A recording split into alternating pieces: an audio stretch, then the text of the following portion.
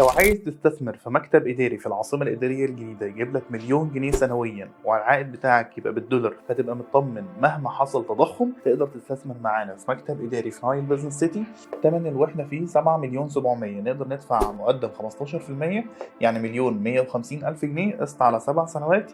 نقدر ندفع في الشهر قسط 77 ألف جنيه استلام خلال 4 سنوات. المكتب 52 متر، إيجار المتر $30، او هو من 30 ل 40، ولكن احنا حسبنا على الورست كيس ان هو $30. مدفوع لغايه الاستلام 4 مليون 890 الف جنيه. نقدر نحسب العائد على الاستثمار بتاعنا $30 في 50 جنيه، اللي هو الدولار واحد ب 50 جنيه دلوقتي، وفي الاغلب هو هيزيد سعره بعد كده. في 52 متر علشان نجيب ايجار المتر بالمصري في 12 شهر يطلع معانا 936 الف جنيه. ده اول سنه عائد على الاستثمار، يعني ايجار المكتب في خلال سنه 930 الف جنيه كنسبه لار او اي 936 الف جنيه على المدفوع اللي هو 4 مليون 890.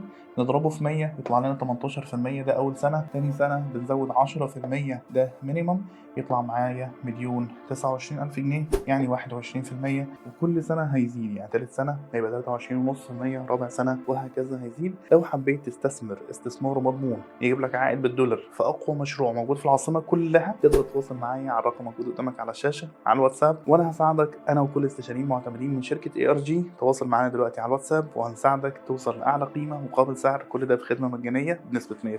في انتظار تواصلكم. شكرا لكم.